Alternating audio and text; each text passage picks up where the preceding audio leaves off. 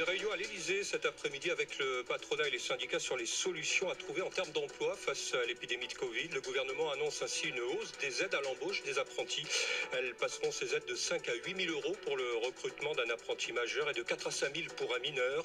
Le dispositif sera par ailleurs étendu jusqu'au niveau de la licence professionnelle, ce qui n'était pas le cas jusqu'à présent. La ministre du Travail, Muriel Pénicaud, elle annonce par ailleurs que des discussions sur l'assurance chômage vont s'ouvrir dans les semaines qui viennent en vue de parvenir à des décisions, dit-elle, d'ici l'été.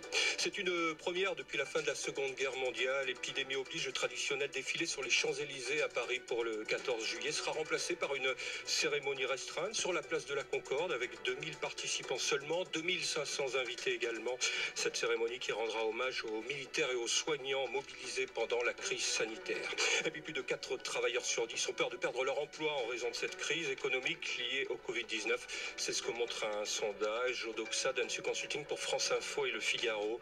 Une proportion qui monte à 50% pour les ouvriers et même à près de 60% pour les travailleurs indépendants. Enfin, des centaines d'admirateurs et curieux rassemblés cet après-midi sur le parvis de l'église Saint-Germain-des-Prés à Paris pour un ultime hommage à Guy Bedos, l'humoriste et comédien décédé il y a une semaine. Il avait 85 ans. France Info. Et tout est plus clair.